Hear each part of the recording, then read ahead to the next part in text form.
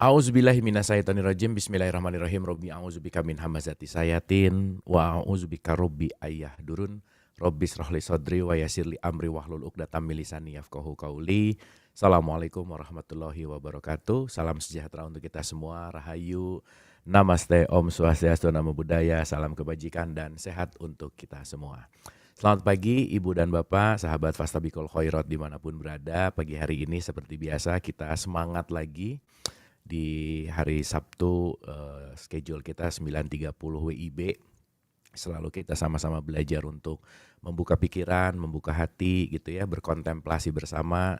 Yang di akhir tahun ini kita banyak mengundang guru-guru, kita banyak mengundang narasumber-narasumber yang saya rasa dengan kita memperluas mendengarkan narasumber-narasumber yang lebih luas lagi juga akan menambah wawasan dan yang paling pasti membawa kesadaran ke yang lebih baik lagi.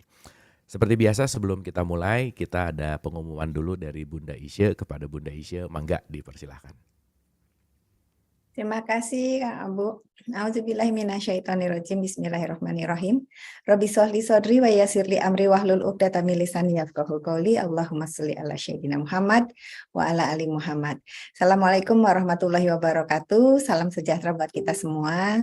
Terima kasih teman-teman, kita sudah berkumpul kembali di sini. Seperti biasa kita akan belajar bersama di sini yang kita mempunyai guru dan guru tamu hari ini, guru tetap kita Kang Abu. Terima kasih Kang Abu yang selalu setia untuk mendampingi kita semua belajar menuju ke kesadaran.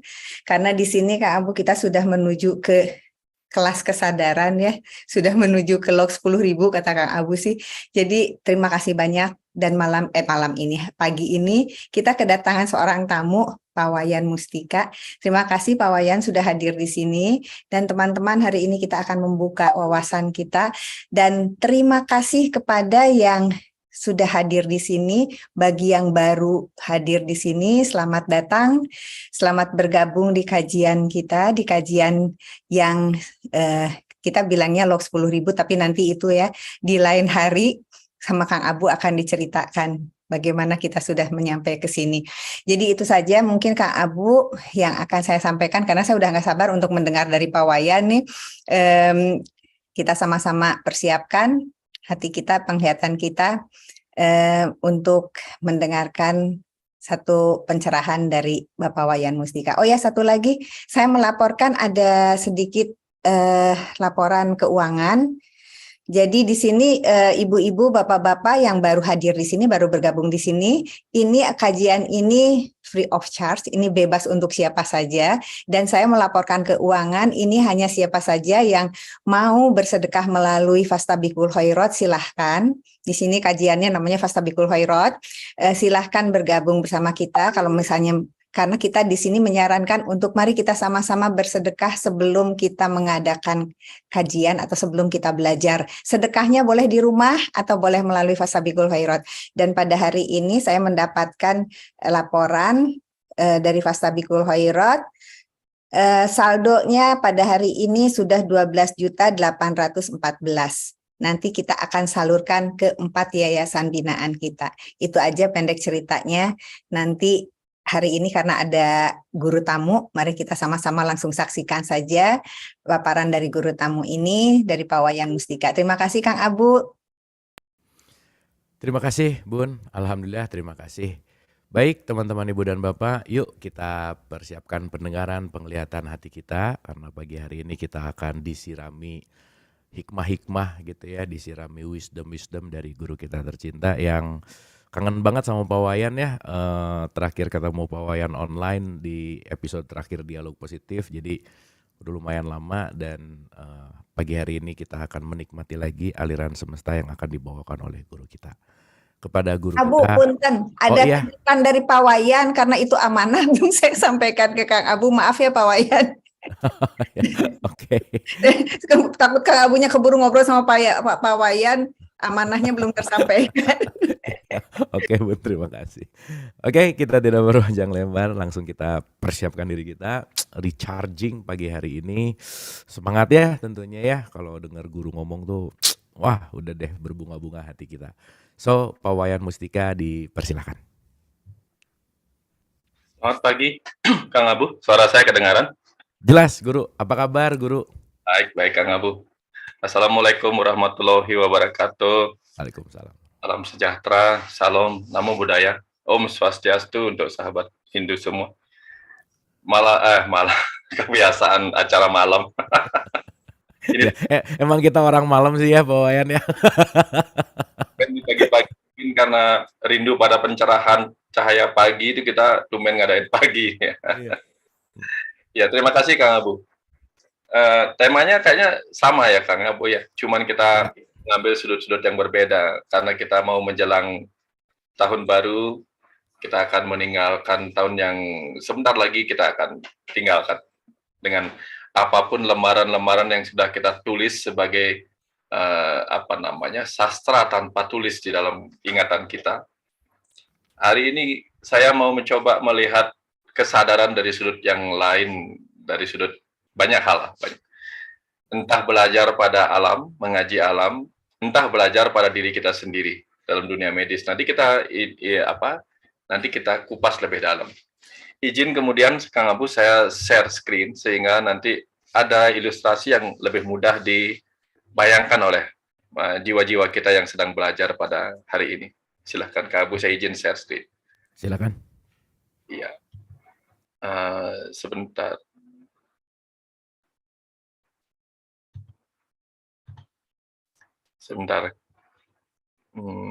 Ya.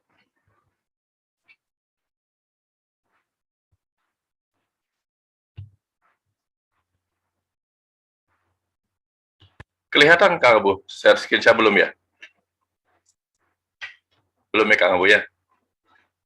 Baru soundnya Pak Wayan, screennya belum. Filenya belum ya? Ya. Gimana nih ya? Tumben saya ini baru nih.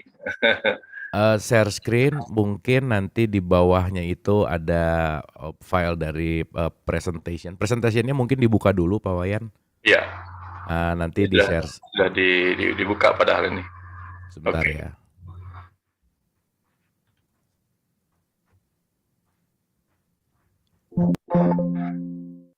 Nah, itu nanti di basic, di ujung kiri di basic tuh ada desktop 1, desktop 2 dan ada PowerPoint-nya biasanya.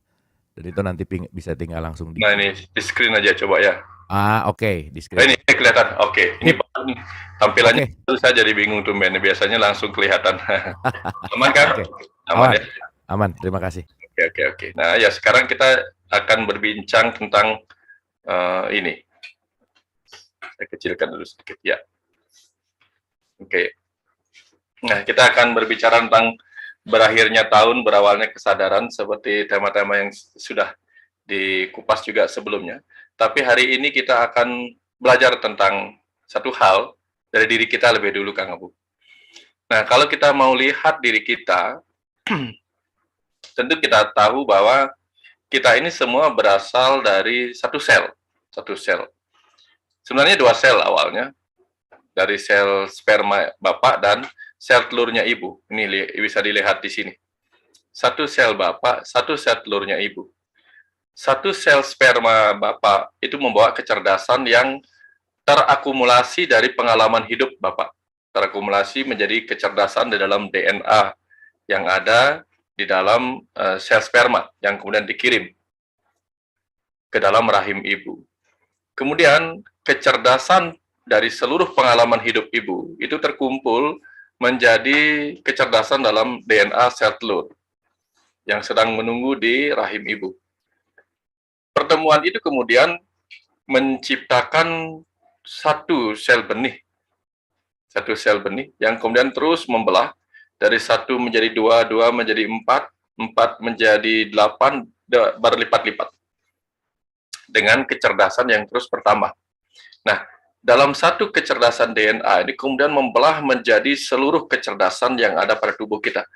Jadi dia membentuk kecerdasan di otak, di sistem saraf dan pemikiran kita.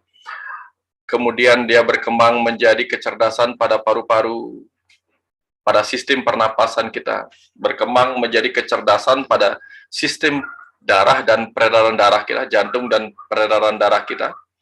Juga sistem sistem kelenjar kita, sistem imunitas, sistem pencernaan, sistem reproduksi, banyak sekali bentuk-bentuk kecerdasan yang kemudian dikembangkan oleh satu kecerdasan yang tersimpan di dalam sel sperma dan satu kecerdasan yang tersimpan dalam sel telur. Nah, jadi seluruh tubuh kita saat ini adalah sekumpulan pertumbuhan dan perkembangan kecerdasan-kecerdasan yang awalnya hanya tersimpan pada satu sel sperma, satu sel telur, dan kemudian menjadi satu benih.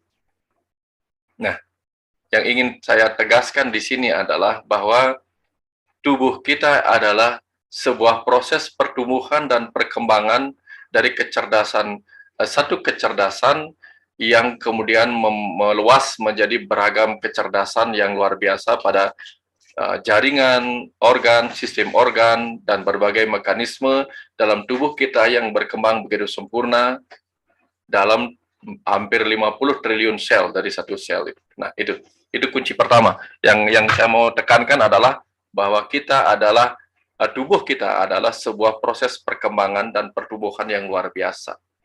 Ini. Nah, jadi kalau kita tidak mengizinkan sel-sel tubuh kita itu berkembang dari sperma dan sel telur, bayangkan apa yang terjadi. Mungkin sampai sekarang pun kita sedang duduk ini seperti hanya hanya sel sperma dan sel telur yang tidak berbentuk tubuh manusia. Kita menjadi berbentuk tubuh manusia ini karena kita mengizinkan kecerdasan itu membelah, bertumbuh, dan meluas dalam berbagai arahnya, dalam berbagai aspeknya. Nah, itu yang kita lakukan dan kita izinkan terjadi pada tubuh kita. Berapa lama dilewati? Nah, tergantung usia kita saat ini. Jadi, kita terus bertambah tubuh kita ini. Karena kita mengizinkannya mengikuti perkembangan tahun demi tahun yang sudah kita lewati. Nah, setahun ini, 2022, kita mungkin sudah melewati berbagai penyakit seperti disampaikan tadi. Kadang kita kena COVID, kadang kita penyakit yang lain, sehingga kecerdasan sel-sel tubuh kita terus berkembang untuk bisa mempertahankan dirinya sebagai kendaraan bagi jiwa kita selama kita masih diberikan waktu di kehidupan ini. Ya, kuncinya adalah izinkan sel-sel tubuh kita terus tumbuh dan berkembang. Ini. Nah, berikutnya kita lihat pada tumbuh-tumbuhan. Ketika kita mengaji alam, apa yang kita lihat pada tumbuh-tumbuhan? Di gambar atas ini, kita sebut sebagai lingkaran tahun. Ya, apa yang membentuk lingkaran tahun ini? Nah, mungkin kita menengok kembali pelajaran waktu SD. Setiap pohon itu memiliki apa yang disebut sebagai kambium. Nah, ini kambium yang warnanya agak hijau ini. Kambium itu ketika bertumbuh ke dalam, dia menjadi xilem atau yang disebut pembuluh kayu. Nah, pembuluh kayu ini ya, yang di dalam ini, pembuluh kayu ini bertugas untuk mengantarkan sari-sari makanan dan air dari tanah ke arah daun. Nah, sehingga ketika musim penghujan, di musim penghujan dia menjadi lebih tebal karena dia lebih aktif mengantarkan mengantarkan nutrisi dari bumi kepada daun-daunnya. Sebaliknya, di arah keluar, kambium ini akan membentuk yang disebut phloem. Nah, dia mengantarkan nutrisi hasil pengolahan di daun, di dapurnya itu, untuk dibawa ke seluruh tubuh. Nah, dia menjadi phloem ini, ya ke arah luar, kambium bertumbuh menjadi phloem. Nah, kalau musim kemarau, xilem ini, pembuluh kayu ini menjadi lebih tipis karena sedikit nutrisi yang diantarkan. Nah, inilah yang kemudian membentuk lingkaran-lingkaran tahun. Apa yang bisa kita pelajarin di sini?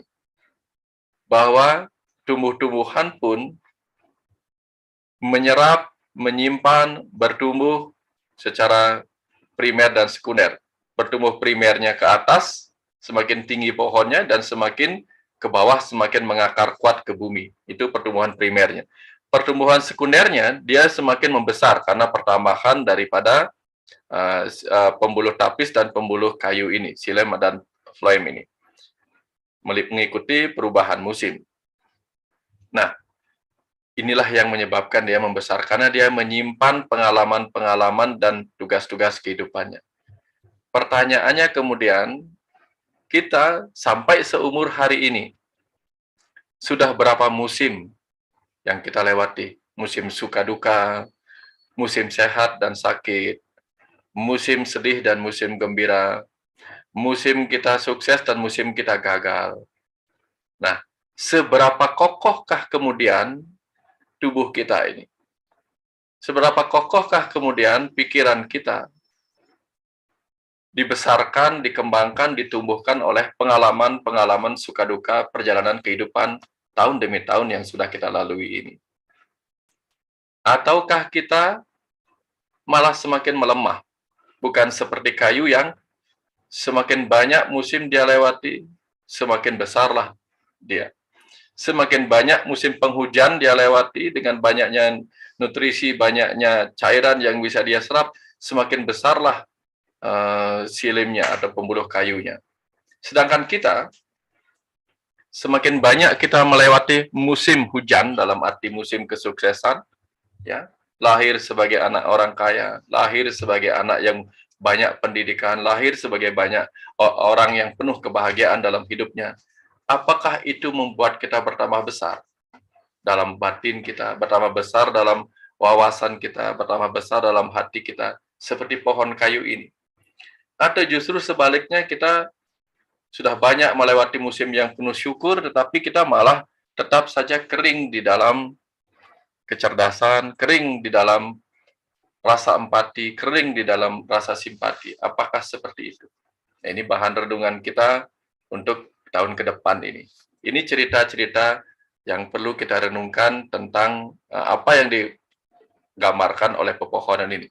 Saran saya kemudian, ketika besok kita bertemu pohon yang mungkin ditebang, coba duduk amati pohon itu dan lihat lingkaran tahunnya yang terus bertambah. Jadi kita tahu, seperti ini dia berusia 4 tahun. Ada banyak penebalan-penebalan, ada banyak kekuatan-kekuatan yang semakin mengokohkan pohon itu. Tapi kita melewati suka duka kehidupan ini, apakah semakin kokoh atau malah semakin rapuh? Karena kita tidak mampu menjadi seperti pohon yang menguatkan diri kita dengan pertumbuhan kita ke dalam dan keluar, seperti xilem dan floem ini. Nggak tahu saya kenapa berbicara tentang ini, karena ini tadi pagi baru saya bikin, karena baru dialirkan. Ceritalah tentang pepohonan seperti ini. Begitu kata semesta. Dan ini saya pakai untuk mengingatkan kita, karena kita berbicara tentang akhir tahun dan tahun baru. Supaya nanti setiap mendengar kata tahun, kita ingat lingkaran tahun ini. Apakah kita terus-menerus menemukan lingkaran dalam diri kita? Lingkaran itu juga bisa dibaca O. O itu juga bisa berarti pemahaman. Jadi semakin banyak kita menemukan kata O, huruf O dalam ucapan kita, berarti semakin banyak kita pahami perjalanan kehidupan kita yang sebelum-sebelum ini. Tetapi semakin banyak kita temukan huruf A, huruf I, huruf U, atau E, itu tanda-tanda kita terlalu banyak mengeluh pada perjalanan kehidupan kita. U, mungkin kita terlalu banyak mencibir kehidupan kita yang tidak kita sukai.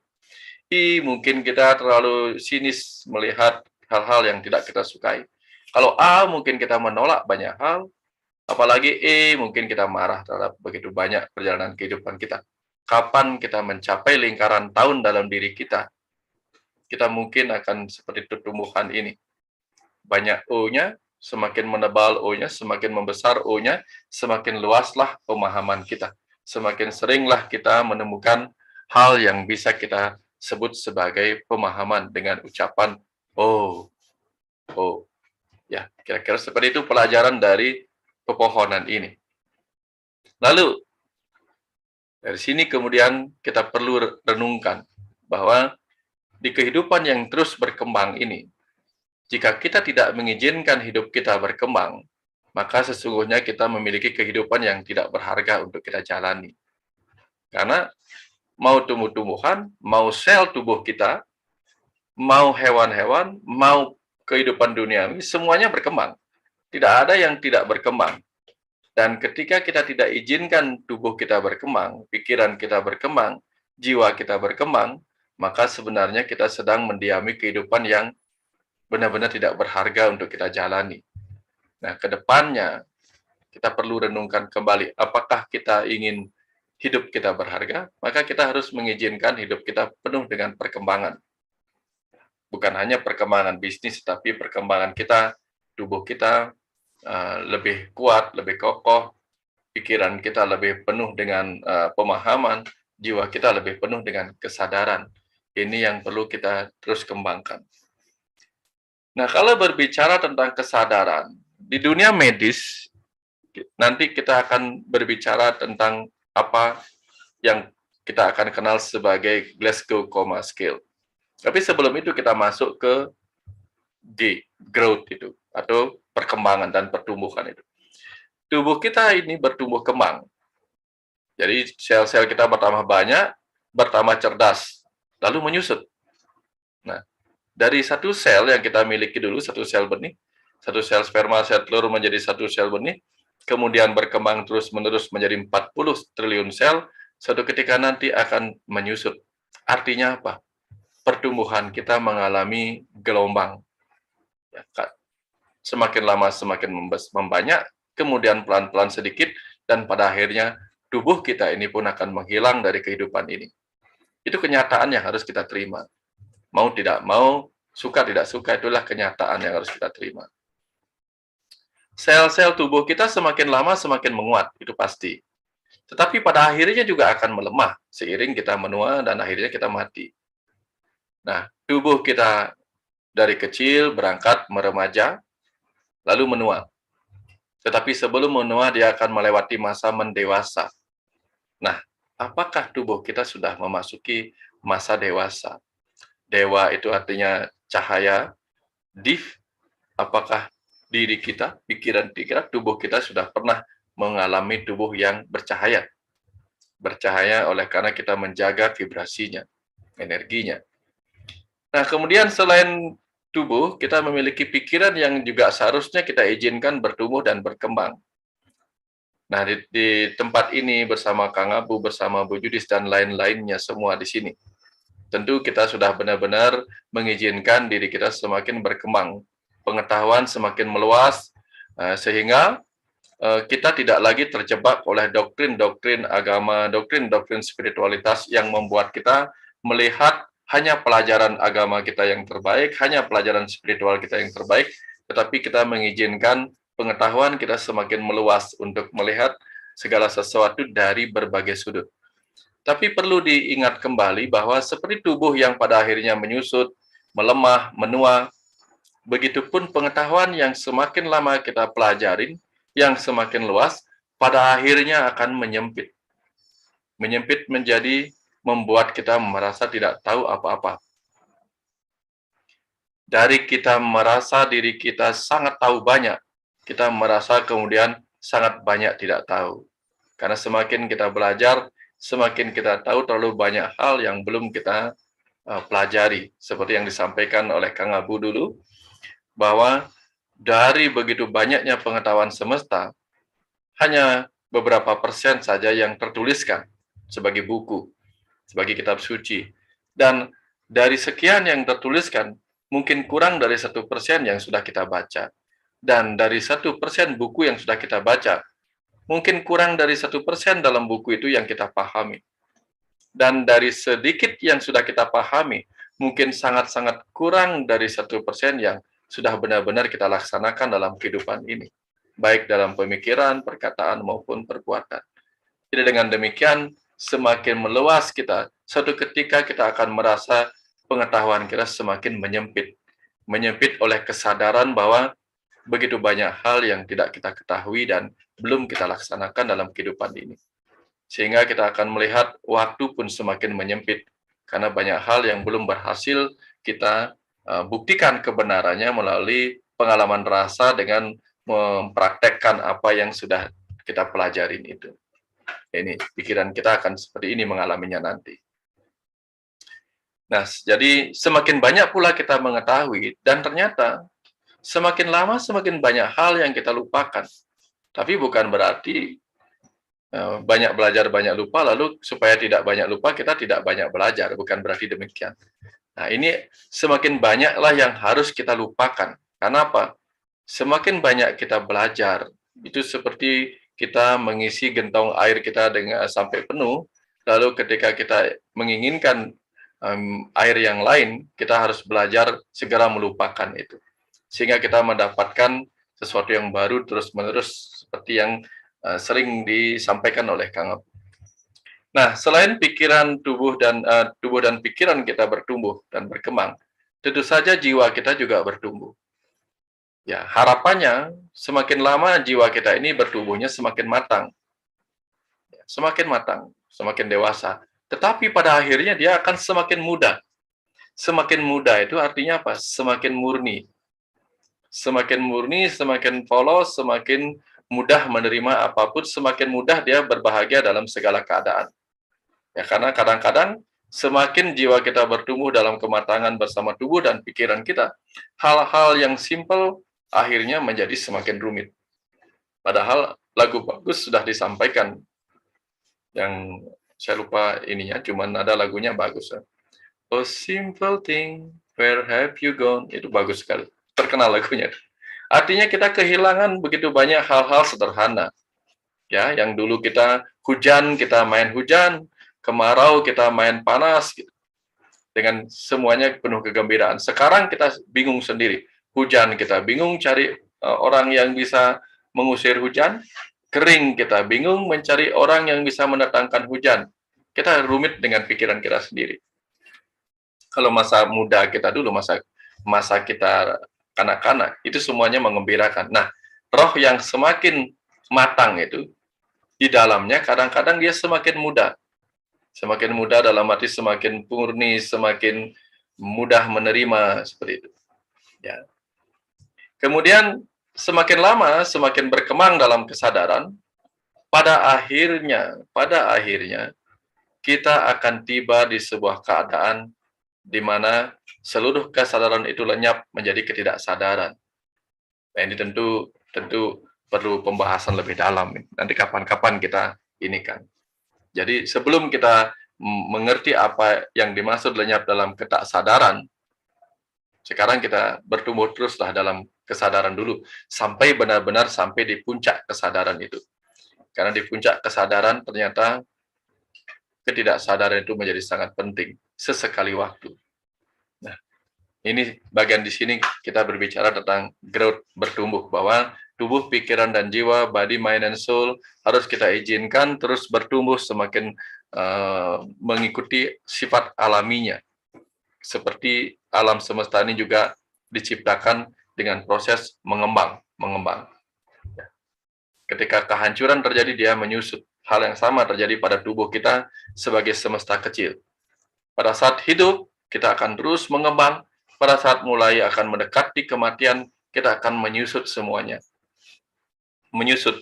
Tubuh menyusut agar kita melupakan keterikatan pada tubuh.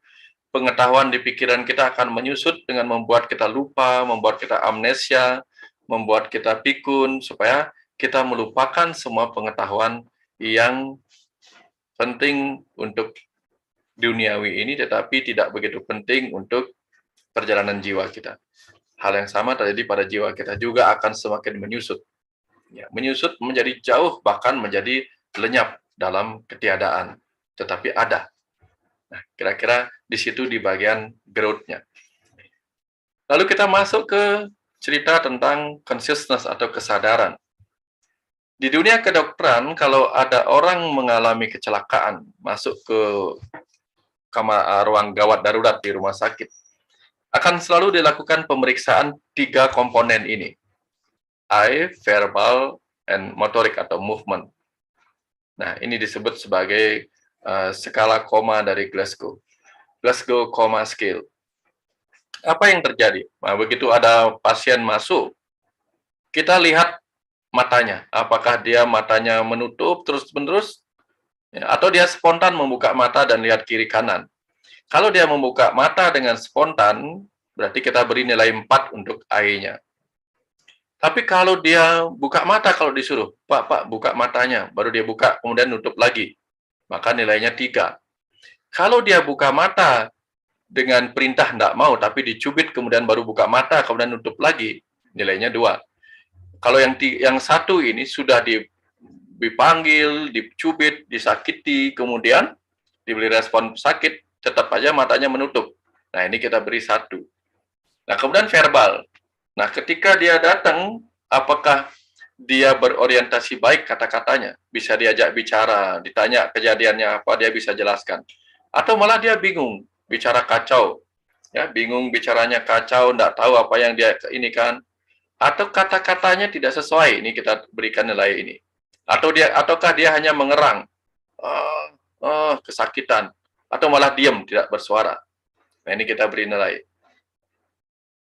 Kemudian motoriknya, apakah dia mampu menggerakkan, kecuali karena patah ya, dia mampu menggerakkan tangannya, kakinya, semua badannya, sesuai perintah yang kita berikan kepada dia.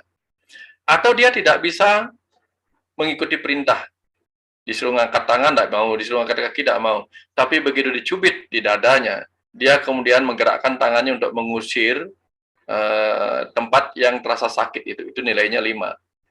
Nah, kemudian hal yang sama terjadi di nilai 4. Ya, dia menarik ekstremitas itu dari tangan atau kakinya menjauhi bagian yang nyeri itu, menjauh dia. Nah, kalau dia fleksi, ketika sakitin tiba-tiba dia menekuk aja, menekuk tangan atau kakinya itu tanpa alasan yang jelas, hanya menekuk aja, bukan untuk menghindari. Nah, kalau dia dicubit kemudian di bagian dadanya, kemudian kakinya malah dia luruskan, yang tadinya nekuk dia luruskan, atau tangannya dia luruskan seperti kejang itu, nah itu 2. Dan ketika tidak ada gerakan, itu nilainya 1. Apa yang saya mau sampaikan di sini? Bahwa semakin kecil total jumlah verbal and motoriknya, maka semakin komalah orang itu. Ini yang terjadi. Jadi semakin kecil, semakin keras benturannya, maka semakin koma orang itu. Dari sini apa yang bisa kita pelajari tentang kesadaran? Ini kesadaran ketika orang mengalami tabrakan. Dan kita tahu, ketika ruh kita masuk ke dalam tubuh ini, seolah-olah terjadi sebuah tabrakan yang membuat ruh kita itu kehilangan kesadarannya, yang sekarang kita ajak kembali untuk kembali pada kesadarannya. Nah, kita cek diri kita kemudian, apakah dalam kehidupan ini kita spontan bisa membuka mata? Artinya membuka mata, kita bisa melihat sesuatu yang tanpa disuruh. Ya, kita bisa belajar sendiri melihat makna-makna pelajaran kehidupan kita. Atau malah sudah disuruh buka mata, ayo dong lihat pelajaran hidupmu. Kita tidak mau. Ya, atau hanya mau melihat sesuatu di kehidupan kita kalau dikasih tahu, kalau enggak ya enggak mau.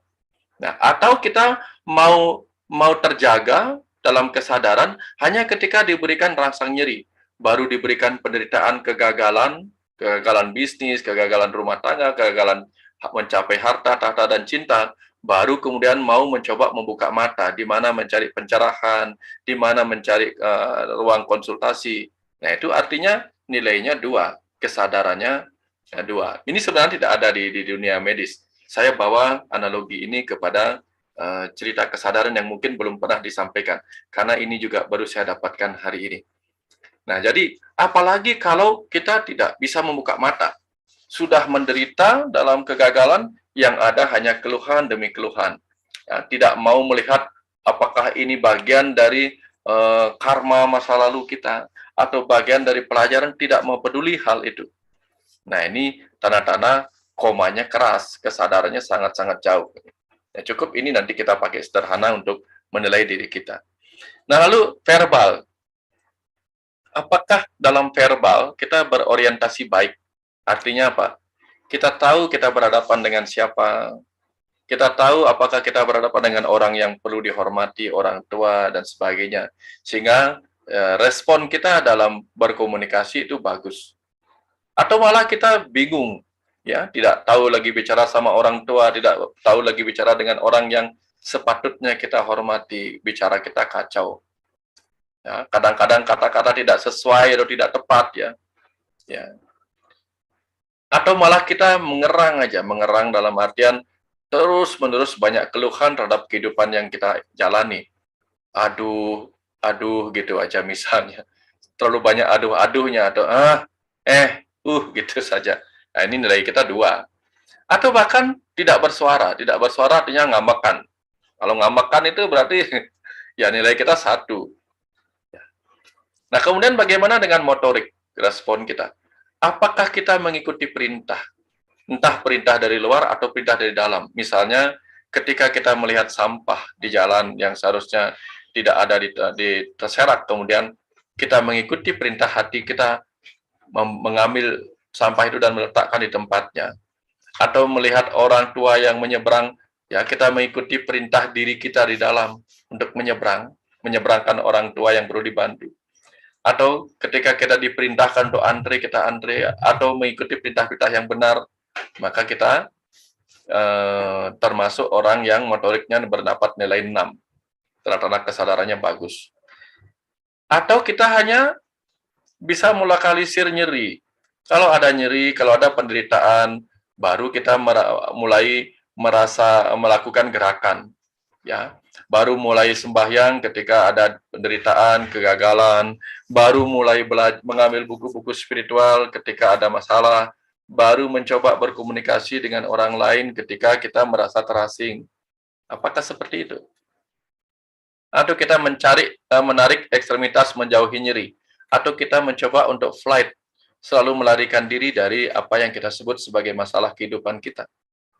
Nah, atau malah kita apatis, tidak ada gerakan. Nah, dari sini kita boleh nanti lihat kembali.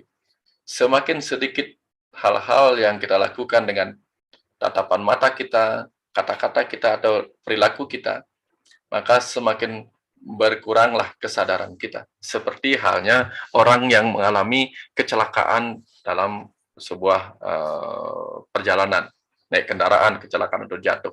Benturan di kepalanya menyebabkan semuanya mendapatkan nilai 1. Kalau sudah nilai 1 semuanya, koma. Ini koma. Nah, apakah kita koma, atau kita cuma cedera kepala ringan, cedera kepala sedang, atau cedera kepala berat? Koma tadi itu. Nah, ini perlu kita renungkan ketika kita ingin menilai ke depan ini, ya, ke depan ini apakah setahun ini kita sudah masih koma atau sudah mulai memasuki kesadaran yang lebih. Dan ke depan nanti mungkin kita perlu bawa ini. Ketika kita melihat sesuatu, apakah kita spontan mata batin kita terbuka, spontan mata kita bereaksi melihat sesuatu yang perlu kita bantu, perlu kita ini, ataukah kita baru diberi perintah, baru kita melihat sesuatu itu harus kita kerjakan. Nah, itu contoh-contohnya. Banyak hal yang bisa kita arahkan tentang konsep 3 ini. Verbal, motorik, atau movement ini. Nah, jadi ketika kita ingin tumbuh kembang seperti tubuh kita, pikiran, dan jiwa kita, ini hal yang perlu kita amati dalam tumbuh kembang itu. Lihat mata kita, renungkan mata kita. Apakah cara pandang kita masih sempit sekali, atau cara pandang kita sudah makin meluas seperti tadi itu? Sudah spontan, sudah semakin meluas, tanpa perlu diperintah, mata kita sudah sanggup melihat berkah di balik bencana, dan mulai bisa waspada untuk melihat bencana di balik berkah. Kemudian bagaimana verbal kita, cara bicara kita, apakah sudah selayaknya orang dewasa atau belum? Dan bagaimana movement kita, perilaku kehidupan kita dalam keseharian. Nah, dari sini kemudian kita bisa menilai apakah kita sudah koma atau sudah berada dalam kesadaran yang layak untuk menjadi orang yang jaga atau terjaga dalam waspada dan eling dan waspada di kehidupan ini. Nah, kira-kira itu dulu yang bisa saya share Kang Abu sebagai bahan perenungan kita sore ini, pagi ini. Mudah-mudahan ini bisa memantik memantik ingatan kita untuk mencatat, kemudian merenung hal-hal yang sudah kita lakukan dengan 3 komponen tadi. eye verbal movement, untuk kita menilai seberapa kesadaran kita sesungguhnya. Ya. Ini bukan alat, kita tidak pakai alat. Kita tidak pakai alat apa-apa, tapi hanya menilai mata kita, kata-kata kita, dan perilaku kita. Kira-kira seperti itu, Kang Abu, singkatnya. Karena waktu kita Oke. hanya 1 jam ya, katanya. Ya, Kang Abu. Oke. Pak Wayan, terima kasih banyak. Ini singkat tapi perjalanannya dalam dan panjang sekali gitu ya, dan sangat apa ya, relate sekali dari apa yang udah kita bahas gitu ya, dari pertemuan-pertemuan sebelum Desember juga kita bicara tentang sel, kita bicara tentang kecerdasan, dan pagi hari ini Pak Wayan mengemasnya dengan simple tapi dalam gitu. Seperti biasa kita akan berdiskusi, dan ini ada beberapa marking yang pengen diperdalam dulu. Jadi teman-teman ibu dan bapak yang ada pertanyaan, raise hand oke, chat juga boleh, dipersilahkan gitu. Pak Wayan, ini ada hal yang menarik yang saya capture ya tadi tiba-tiba ya tadi gitu ya, itu tuh menarik banget gitu. Pak Wayan waktu bicara bahwa izinkan sel tubuh untuk terus tumbuh dan berkembang tuh, saya sempat jadi diem dulu gitu ya. Sempat iya ya. Jangan-jangan kita ini membatasi kecerdasan semesta yang alamiah, yang justru malah membuat kealamiahan itu justru tidak bertumbuh dan berkembang semestinya gitu. Tidak kembali kepada rutenya, tidak kembali kepada yang seharusnya alam itu seperti apa gitu. Nah, pertanyaannya Pak Wayan, hal apa sih yang paling membuat kecerdasan tubuh ini tidak tumbuh berkembang secara alamiah, yang justru malah kita meng-hijack gitu ya?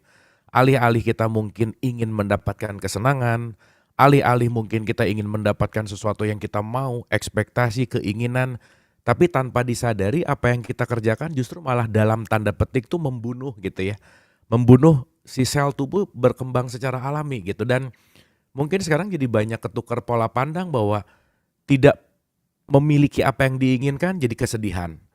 Tidak memiliki apa yang diekspektasikan dianggap bahwa Tuhannya lagi marah gitu. Penuh dengan bencana, penuh dengan hidup yang tidak membahagiakan dan seterusnya gitu. Nah, apa sih Pak Wayan faktor utama yang perlu kita sadari bahwa supaya kita tuh tetap sadar gitu, mengizinkan bahwa sel tubuh ini terus berkembang secara alamiah gitu. Silakan, Guru. Terima kasih, Kang Abu. Perjalanan alami itu, kalau namanya perjalanan, kita menembus ruang dan waktu. Kalau kita berjalan secara alami tanpa berhenti di bumi ini, maka kita akan membentuk sebuah perjalanan melingkar.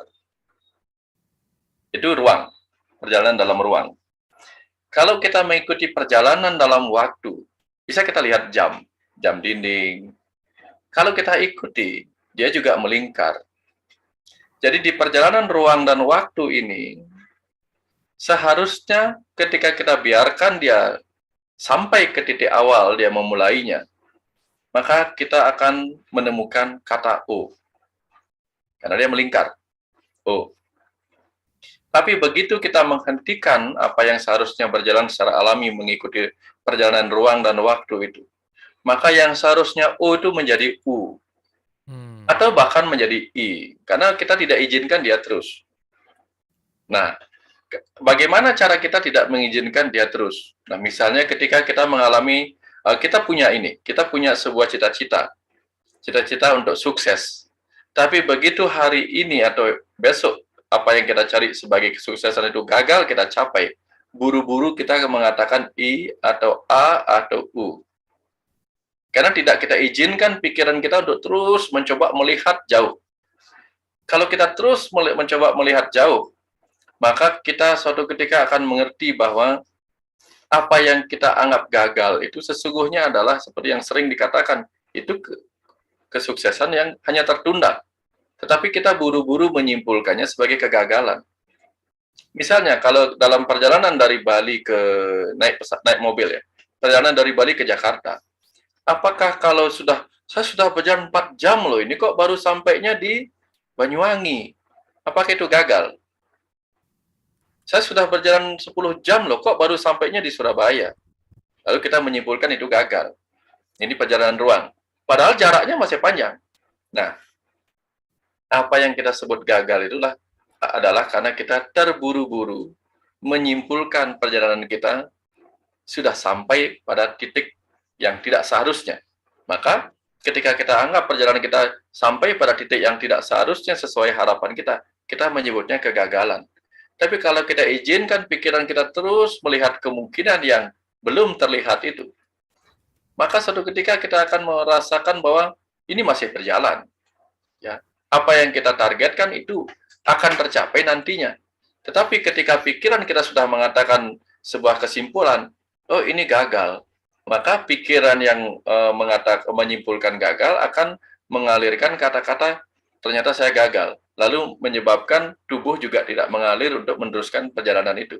Akhirnya benar-benar gagal meraih harta, meraih cita, meraih tahta, dan seterusnya gara-gara itu. Nah, inilah kemudian menyebabkan kita menyalahkan sesuatu di luar diri kita, bahkan menyalahkan Tuhan, padahal apa yang kita minta sudah disiapkan. Cuman kata kita berhenti. Nah, berhenti inilah menyebabkan kita tidak mengizinkan perkembangan itu terjadi secara alami. Persis seperti kemudian orang-orang menghentikan pertumbuhan pohon beringin sehingga menjadi bonsai. Ada banyak pohon yang dihentikan perkembangan alaminya sehingga menjadi bonsai. Ya, seakan-akan terbentuk, tetapi sebenarnya itu bukan sifat alaminya. Ya, nah, hal yang sama seperti terjadi pada diri kita. Kita menghentikan, ini ya sudahlah. Tetapi sebenarnya kita menginginkan yang lebih dari itu. Ya. Nah, jadi belajar untuk tidak menyimpulkan terlalu cepat dengan pikiran, apalagi dengan kata-kata, apalagi kemudian dengan tindakan yang mengikuti kesimpulan yang belum tentu benar itu.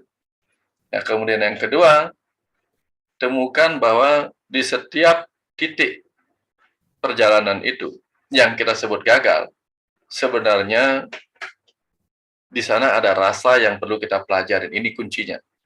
Ya. Kadang kan kita di stop, bukan kita yang menghentikan, tapi seakan-akan alam menghentikan kita. Nah, di titik mana kita dihentikan oleh perjalanan kita, oleh alam ini, dan menimbulkan sebuah rasa, maka di situ sebenarnya ada pelajaran. Pelajaran apa? Pelajaran rasa. Untuk kita resapi dan renungkan sampai mengerti, oh ini pelajaran rasa di sini. Karena di kehidupan ini hanya ada dua pelajaran, pengetahuan dan pengalaman rasa.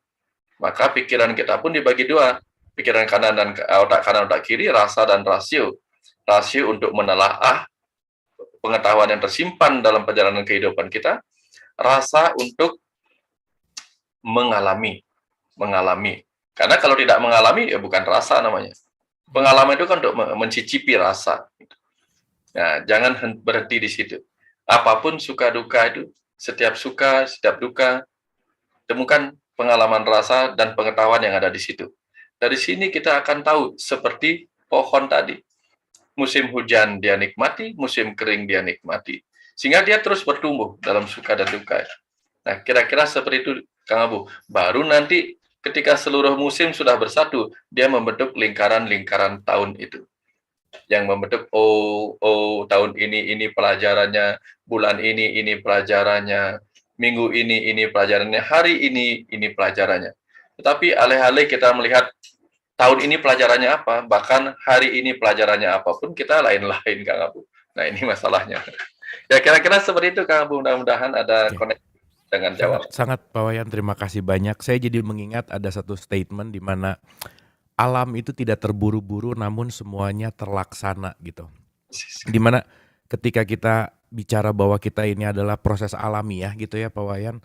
Menarik gitu, tadi Pak Wayan mengingatkan saya kembali ke waktu anak-anak. Waktu kita anak-anak tuh kan tingkat curious-nya tinggi, takutnya nggak ada, semua dipegang, semua mau dicoba gitu ya. Bahwa kita belum terlimitasi oleh apapun gitu. Nah, yang menarik Pak, kenapa ya ketika kita meninggalkan kekanak-kanakan kita yang akhirnya kita jadi jauh lebih intelektualitasnya naik gitu.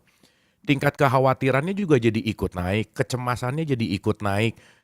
Bahkan tadi bertentangan banget dengan sifat alam yang gak terburu-buru gitu. Jadi pengen lebih cepat kaya, pengen lebih cepat terkenal, pengen lebih cepat tuh quick fix gitu. Sekarang tuh semuanya pengen shortcut, semuanya pengen segera sampai, semuanya dan seterusnya lah gitu kira-kira. Nah, kira-kira faktor yang paling menentukan perubahan yang saya rasa signifikan gitu ya. Justru menarik bahwa setelah kita sekarang seperti dewasa dalam tanda petik, suruh balik lagi ke anak-anak gitu Pak Wayan. Itu kan hal yang menarik gitu. Nah, gimana nih pandangan Pak Wayan terhadap perubahan fenomena ini gitu? Silakan, Guru.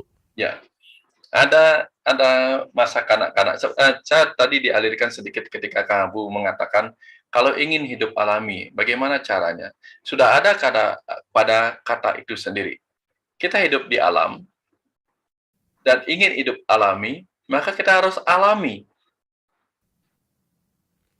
semuanya, Hmm. alami. Ya, nature juga artinya sifat. Kita harus alami semua yang ada di alam ini agar kita berpengalaman. Kalau kita tidak mau alami apa yang ada di alam, maka kita tidak akan pernah berpengalaman. Bagaimana kita dari masa kecil yang tidak tahu rasa takut, kita ingin mengalami semua. Kita ingin mengalami semua. Tapi kemudian kita berkembang memiliki rasa takut, rasa cemas, rasa khawatir. Salahnya di mana? Tidak ada. Karena salah satu bentuk proses pertumbuhan alami adalah dengan mengalami rasa takut itu sendiri. Mengalami rasa cemas. Karena kalau kita tidak memiliki rasa takut, maka kita tidak akan berkembang. Berkembang menjadi lebih waspada, menjadi lebih awas. Karena kita tidak punya rasa takut. Tapi kalau kelebihan rasa takut, kelebihan rasa cemas, maka kita seperti hewan. Hewan yang merasa terus diburu. Akhirnya kita terburu-buru. Terburu-buru. Ya, jangan sampai saya mati belum sempat menikmati ini. Jangan sampai saya mati belum sempat mencapai ini. Akhirnya kita terburu-buru untuk mendapatkannya karena terhambat oleh pemikiran bahwa saya tidak tahu kapan saya mati, apa besok hari ini saya harus mendapatkannya segera sebelum saya mati. Nah, akhirnya kita terburu-buru seperti kita pemangsa yang sedang diburu oleh malaikat maut itu sendiri. Akhirnya kita melupakan bahwa kita adalah makhluk yang harus alami semuanya. Gitu. Alami itu bukan berarti membiarkan diri kita terburu-buru. Ya, kita memang terburu, artinya sedang diburu, tapi kita tidak boleh terburu-buru. Sama dengan begini, kita boleh batuk, tapi jangan terbatuk-batuk. Kita boleh bersin, tapi jangan terbersin-bersin. Boleh buang air besar, tapi jangan buang-buang air besar. Kalau sudah 2 kali, bahaya. Diburu, memburu boleh, tapi jangan terburu-buru. Kalau sudah gana, berbahaya. Ya, kepribadian gana aja berbahaya. Apalagi terburu-buru. Nah, sampai di situ kemudian membuat kita kembali harus punya 3 hal di kendaraan manual itu. Kendaraan manual itu kan ada rem, ada koplingnya, ada gasnya. Kita benar-benar harus tahu di tubuh yang manual ini harus kita tahu kapan kita ngegas, kapan kita ngerem, kapan kita menggunakan kopling kita untuk penyesuaian. Jadi begitu kita rasanya terburu-buru, segera berhenti. Tapi kalau misalnya kita merasa tidak perlu ada buruan, kita harus ngegas. Kalau merasa saya nggak ada diburu apa, nih santai kita. Bahaya juga. Kita menjadi pemalas. Jadi kita perlu ngegas sedikit. Tapi kalau ngegasnya mulai ke arah kita ngebutnya ini seakan-akan kita mengejar sesuatu. Padahal kita ingin menikmati, saya mau jalan-jalan ini, kita tiba-tiba ngebut. Melewati banyak kenikmatan di perjalanan, kita terlalu buru-buru, segera rem. Jangan sampai, ya, kalau pelan-pelan sekali juga salah. Saya menikmati sekali perjalanan jadi pelan-pelan bawa mobil, mengganggu yang di belakang. Jadi secukupnya, kapan menggunakan gas terlalu tinggi, kapan menggunakan, nah, ini yang perlunya kopling, sifat-sifat kebijaksanaan dalam diri kita yang kita pakai untuk kapan ngegas, kapan ngerem, kapan mengatur kedalaman pedal gas yang terinjak itu. Ya, jangan sampai juga begitu pedal gas terinjak-injak, artinya terburu-buru. Nah, kira-kira seperti itu arahnya Kang Abu, ininya yang perlu kita renungkan. Ya. Oke, terima kasih Pak Wayan, keren banget. Terima kasih, itu alami, itu penting ternyata ya. Alami ya harus dialami gitu. Nah, ini juga berkaitan sama proses pertumbuhan Pak Wayan. Kalau kita boleh dielaborasi lebih dalam gitu ya. Saya kasih contoh sederhana bahwa kita tuh kan bukan mungkin ya, kita tuh lebih banyak sesuatu yang diinjek dari informasi luar gitu. Nama kita dikasih sama orang tua, kewarganegaraan juga diinstalkan, agama bahkan begitu. Nama Tuhan aja dikasih tahu gitu Pak Wayan, bahwa ini adalah A, ini adalah B, ini adalah C dan seterusnya gitu. Sehingga saya rasa 95% hidup kita tuh tidak datang dari apa yang dialami gitu, tapi justru dari informasi yang datang dari luar. Dan tanpa sebuah pemahaman yang dalam, tanpa sebuah kesadaran yang dalam, kita langsung percaya gitu. Mempercayai sesuatu yang nggak ada esensinya dalam tanda petik, ya udah gitu. Saya percaya aja bahwa ini informasi yang terbaik dan kita dilimitasi oleh informasi-informasi yang masuk. Terlebih kalau kita bicara dalam perkembangan zaman gitu Pak Wayan, sekarang kita masuk ke alam maya ya, yang informasinya juga bisa masuk semudah-mudahnya masuk ke dalam diri kita, sehingga dalam tanda petik kalau boleh saya katakan bahwa kita tersesat di dalam diri sendiri yang nggak tahu mana yang asli, nggak tahu mana yang ilusi gitu intinya. Nah, berkaitan dengan kecerdasan alamiah tadi gitu Pak, gimana sih menumbuhkan bahwa kan kadang kita percaya sesuatu yang jadi belief, padahal realitasnya udah jelas-jelas nggak begitu gitu. Apalagi kalau kita bicara tentang religius gitu ya, kadang dengan religiusitas ya saya bisa ngerasa lebih baik, yang lain salah gitu intinya. Nah, ini kita hidup dalam dunia ilusi dan dunia sejati gitu. Dalam proses kesadaran ini, Pak, gimana sih supaya kita mengeliminasi ilusi-ilusi yang mungkin kita anggap yakin banget selama ini, padahal kita harus reprogramming belief system kita gitu. Silakan, Guru. Terima kasih Kang Abu, ini pertanyaan bagus sekali. Kembali ke cerita di awal tadi tentang tubuh, pikiran, jiwa, mind, body, and soul. Mereka harus dibiarkan tumbuh, sama-sama tumbuh. Nah, lalu bagaimana dengan pengetahuan-pengetahuan kehidupan ini, informasi-informasi kehidupan ini? Di tingkat jiwa, di tingkat roh, kita tidak bisa menganalisa. Kita hanya bisa meyakini bahwa itu ada. Tetapi jangan lupa kemudian kita punya pikiran. Pikiran tidak bisa meyakini begitu saja. Karena tugas pikiran adalah menganalisa sebuah keyakinan. Lalu tubuh tidak bisa hanya ikut-ikut mengatakan tiba-tiba saya katakan kopi itu rasanya asam, kemudian tubuh tiba-tiba merasakan geli-geli gimana gitu, nggak mungkin. Tubuh harus melakukan sendiri. Nah, orang yang seimbang dalam pertumbuhannya, dalam jiwanya ada keyakinan, dalam pikirannya ada analisa, sampai muncul pemahaman. Karena pikiran baru boleh meyakini sesuatu kalau dia sudah menemukan semuanya memang faktual secara logikanya. Karena itu tugas pikiran. Tubuh baru boleh meyakini sesuatu kalau itu benar-benar pernah dia alami. Itu sebabnya bayi itu sering menyentuh dengan tubuhnya. Sudah dikasih tahu panas, dia nggak percaya sebelum tubuhnya menyentuh dan merasakan panas itu seperti apa rasanya. Dan tubuh akan menghindari apa yang disebut panas itu. Nah, kebanyakan kita tuh di sini, ya. Dalam hal agama pun kita terlalu banyak bermainnya di jiwa, walaupun memang spiritualitas, jiwa itu adalah keyakinan. Tetapi jangan lupa, kita saat ini bukan saja sedang ada sebagai jiwa. Kesejatian kita ada 3 saat ini.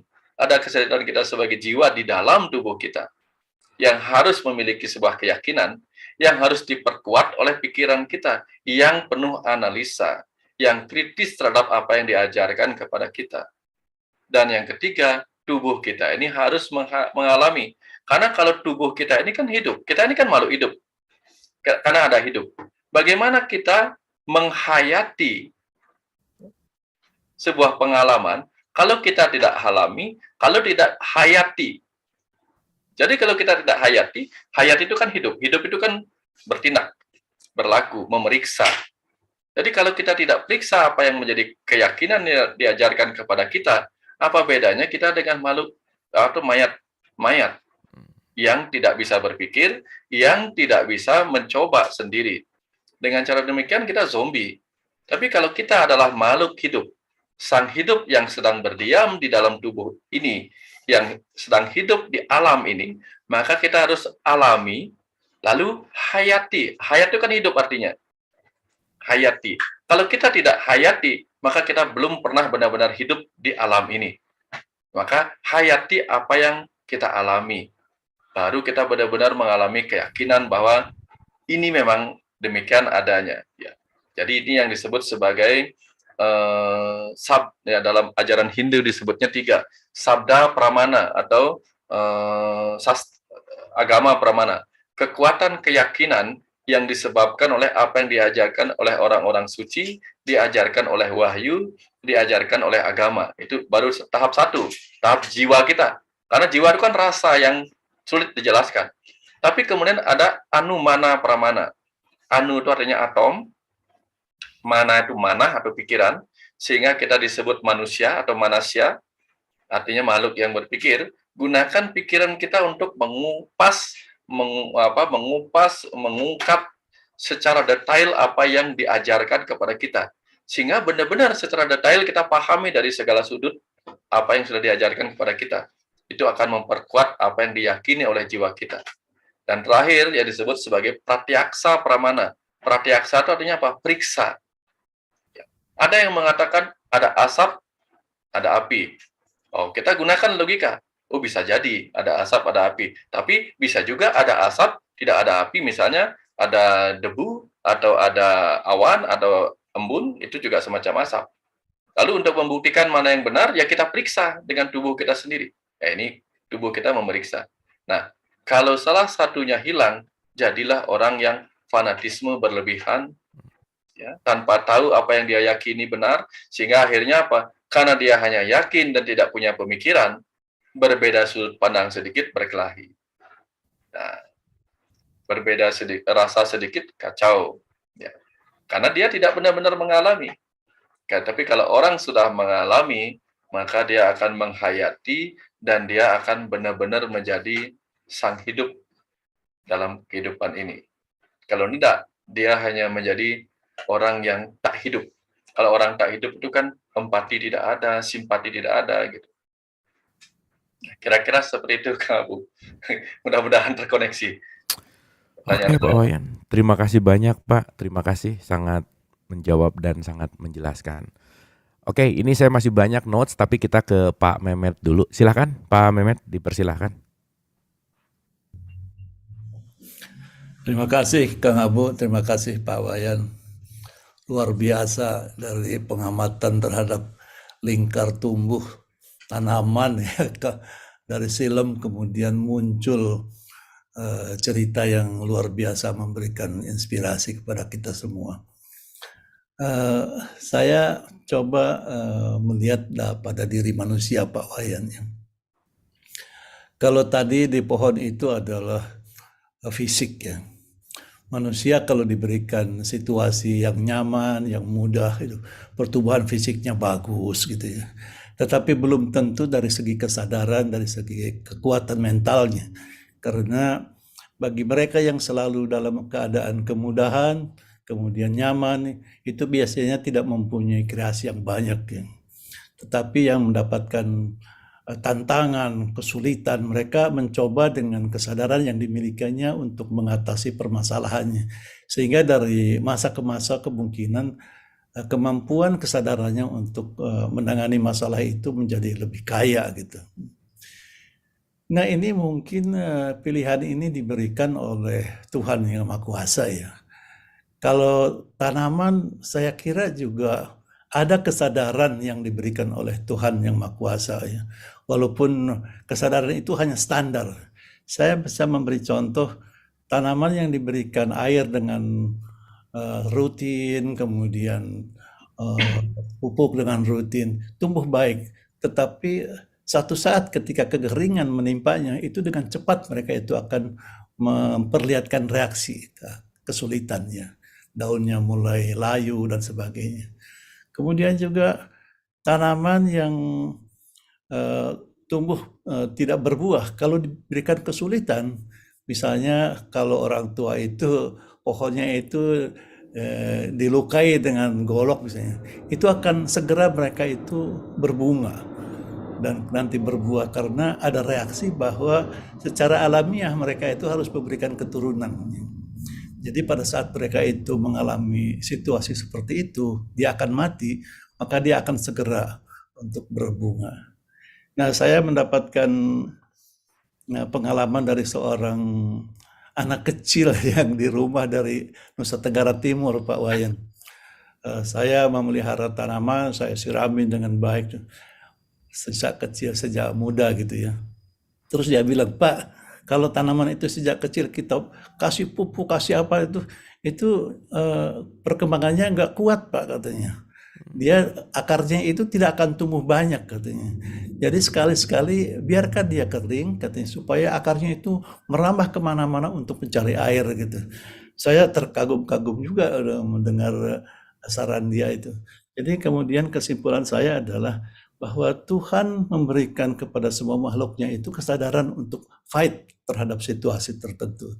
Tetapi kepada manusia mungkin diberikan pilihan, apakah mereka tetap mampu untuk meningkatkan kesadarannya, ataukah mereka terlena-lena saja dengan memanfaatkan kemudahannya. Mohon komen Pak Wayan, terima kasih.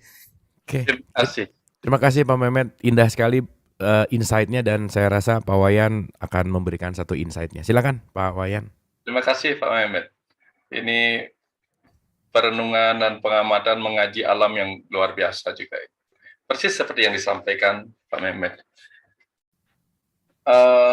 Tumbuh-tumbuhan seperti kurma itu misalnya, kan ada yang cara menanam kurma, bijinya ditanam, kemudian di atasnya ditumpuk dengan batu, sehingga dia tidak memilih untuk tumbuh ke atas lebih dulu, tapi ke bawah lebih dulu, karena supaya akarnya menguat ketika diberikan kekuatan seperti itu.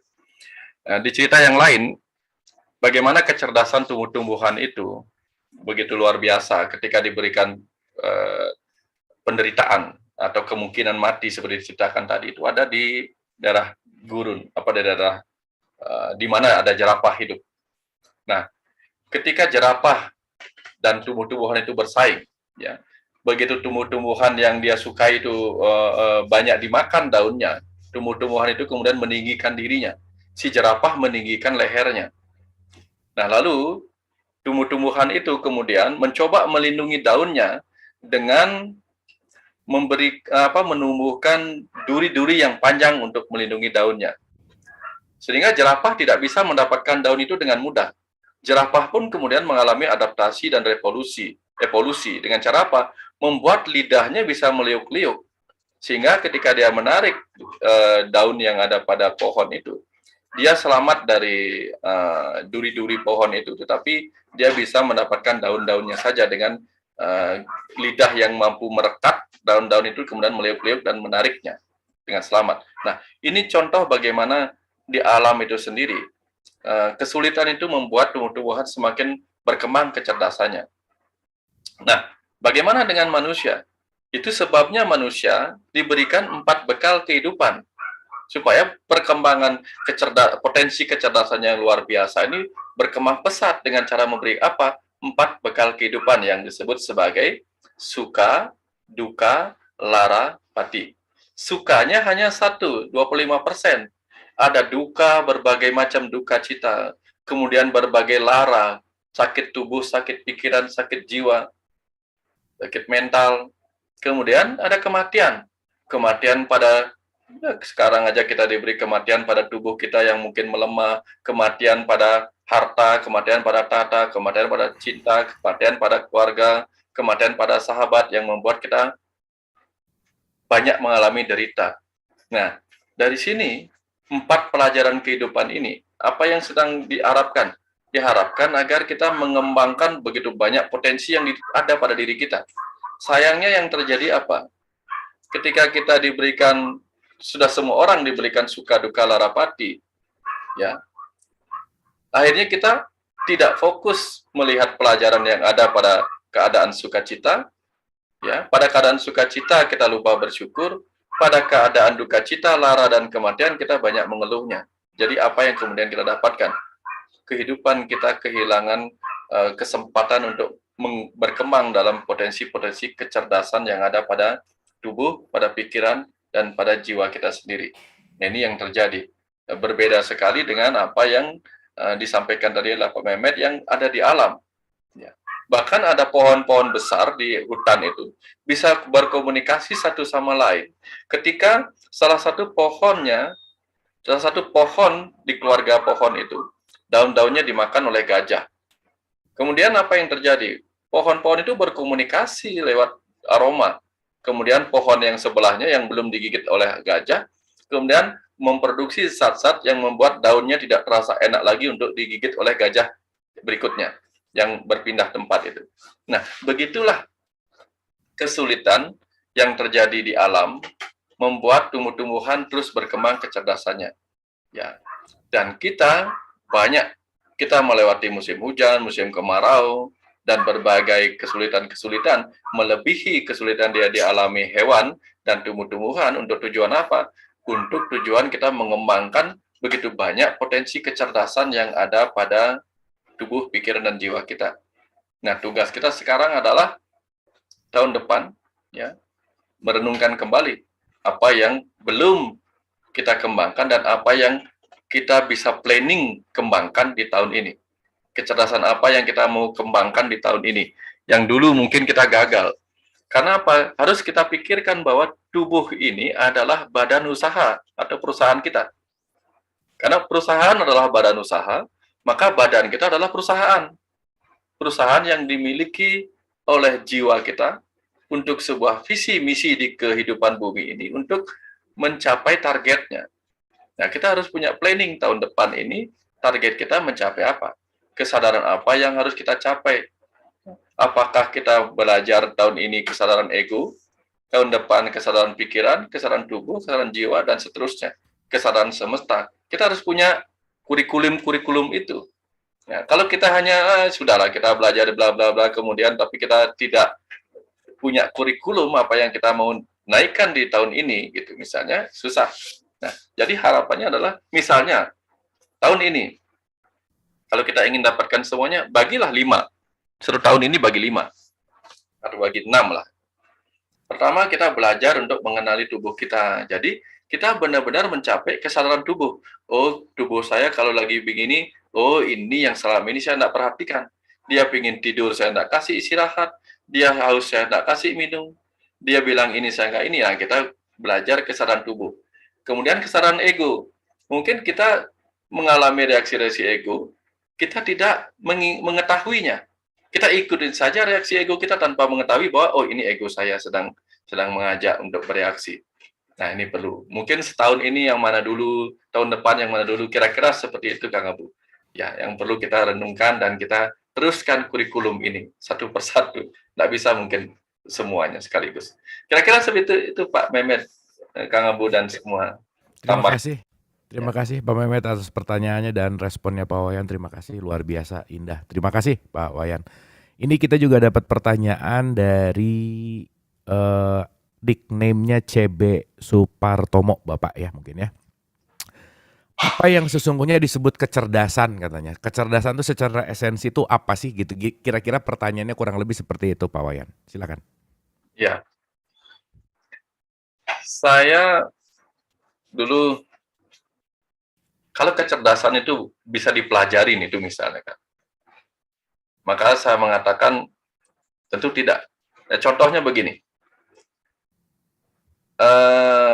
Ada tawon, ada lebah madu.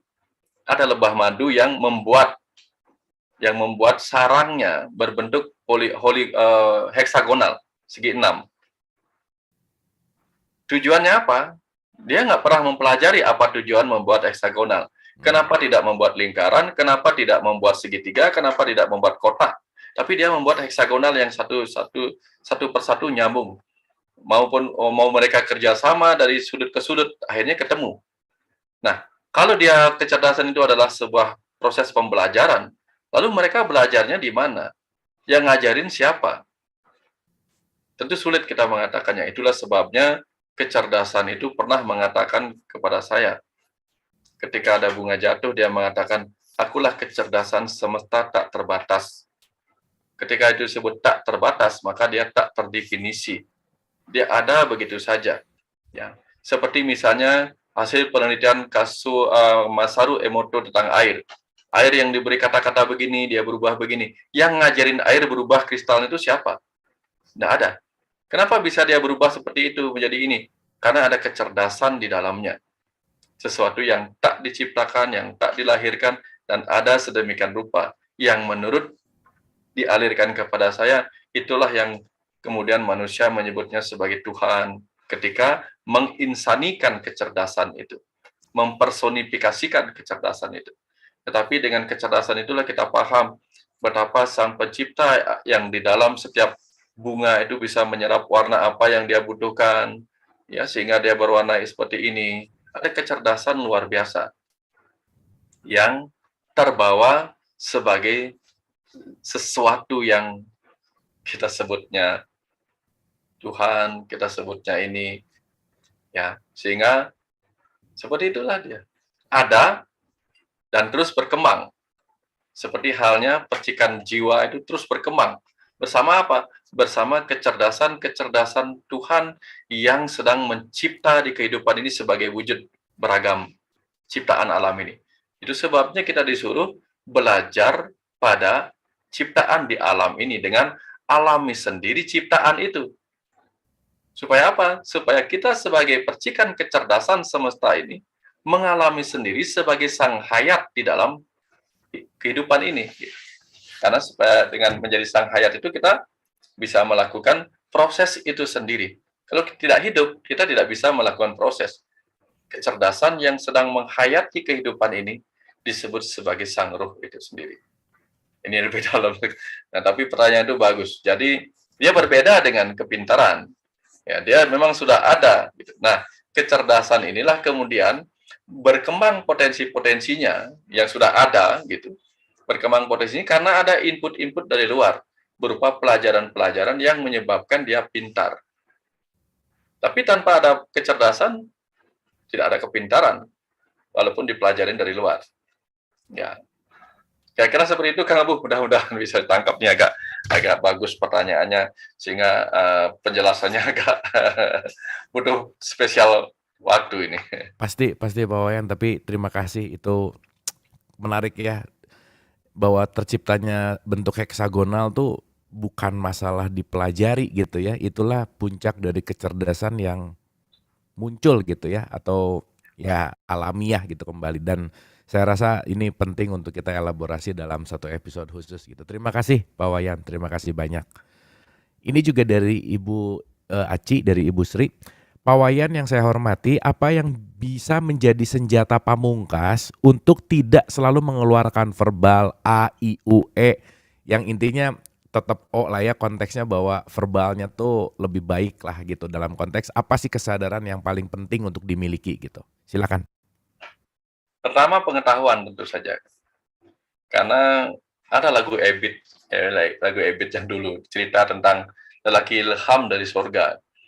Lagunya begini, dia yang berjalan melintasi malam. Nah, ada yang begitu. Terus dia berjalan dengan kakinya, dia lebih banyak berjalan dengan pikirannya. Nah, dia bilang begitu. Nah, artinya apa? Kalau kita lebih banyak berjalan dengan pikiran kita dengan menyerap pengetahuan-pengetahuan, setiap pengetahuan yang kita dapatkan dari berbagai sumber itulah yang akan menyambung perjalanan pikiran kita. Ya, ada sudut ini, sehingga kepingan-kepingan sudut pemahaman itu akan memudahkan kita menemukan O. Misalnya begini, 2 kali 2 itu sama dengan 2. Kalau kita tidak tahu, kita tidak akan bisa mengatakan itu O. Nah, ternyata maksudnya apa? Kalau luasnya 2 kali 2, cukup 2 lembar, 2 helai, cukup 2 helai atap apa namanya itu, ya seperti itu maksudnya. Ya. 2 kali 2 sama dengan 4.000. Oh, ternyata itu pas foto 2 kali 2 ukurannya satunya 4.000. Nah, tapi kalau kita enggak, kita akan menyalahkan 2 kali 2 kok bisa 2.000. Nah, karena kita tidak mengerti maksud itu. Hal yang sama terjadi ketika kita tidak mengerti maksud dari kehadiran peristiwa-peristiwa dalam kehidupan kita. Ketika kita tidak mengerti, munculnya U, A, I, U. Tapi kalau kita membiarkan pikiran kita menjelajah, mengupas, menjelajah, menjangkau yang tak terjangkau oleh ini, membaca yang tak terbaca, maka dengan mudah lebih cepat kita O. Terus supaya kita tidak buru-buru, nah, poinnya di mana? Selalu katakan, ini pasti ada U-nya. Nah, mungkin seperti itu. ini pasti ada O-nya. Kalau enggak mungkin ini ada. Karena O itu lubang keluar. O itu juga adalah kosong. Dan jangan lupa, setiap hal yang kita lihat di kehidupan ini adalah atom. Dan setiap atom 99% adalah ruang kosong. Artinya apa? Seluruh yang kita lihat di kehidupan ini adalah ruang kosong. Jadi mau peristiwa, mau ruang, mau waktu yang kita lihat di kehidupan ini, pasti ada kosongnya. Kalau dibaca kosong itu O, sebelum kita ketemu O, kita belum melihat semuanya sebagai sesuatu yang kosong. Pada kenyataannya ini kosong. Nah, jadi percayalah, jangan menyimpulkan A, I, U, E, tapi simpulkan bahwa ini ada O-nya. Karena ada kosongnya.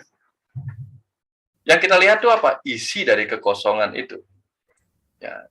Isinya kita lihat, tinggal kita buka kosongnya apa. Gitu. Nah, atau ini ada kosongnya. Lalu isinya apa? Nah, untuk mencari isinya itulah butuh lagi pengetahuan. Apa sih isi dari kekosongan ini? Misalnya ada kejadian buruk yang menimpa kita. Oh, ini kejadian ini akan kosong. Kenapa? Dia terjadi hari ini, setahun kemudian tidak akan terjadi lagi, besok mungkin tidak terjadi lagi. Ini adalah kosong yang sedang datang membawa isinya. Isinya apa? Isinya adalah makna. Bagaimana menemukan makna? Di sinilah butuh kecerdasan kita yang perlu dikembangkan dengan pengetahuan-pengetahuan itu. Karena dengan mengupas kosong itu, baru kita akan menemukan isinya. Jadi selalu ingat, hal yang datang dalam kehidupan kita adalah kosong. Entah kosong sekarang, atau nanti harus kita kosongkan dalam ingatan kita. Karena ini hanya sesuatu yang maya. Hidup ini kan maya pada. Tapi, karena di setiap kosong ada isinya, kuncinya adalah cari isinya. Nah, kira-kira seperti itu kamu. agak ini diceritakan.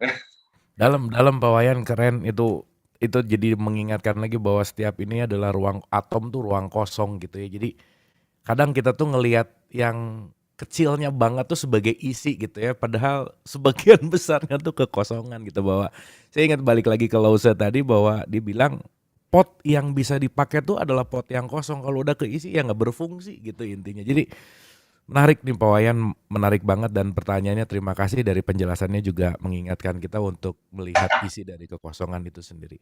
Terima kasih Pak Wayan, terima kasih banyak, terima kasih, asik, keren. Ini ada yang resen juga, nickname-nya Indra Luminar, silakan.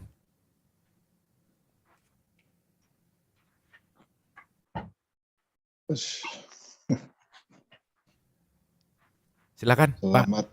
Iya. Oh, Kang Abu udah lupa sama saya tadi.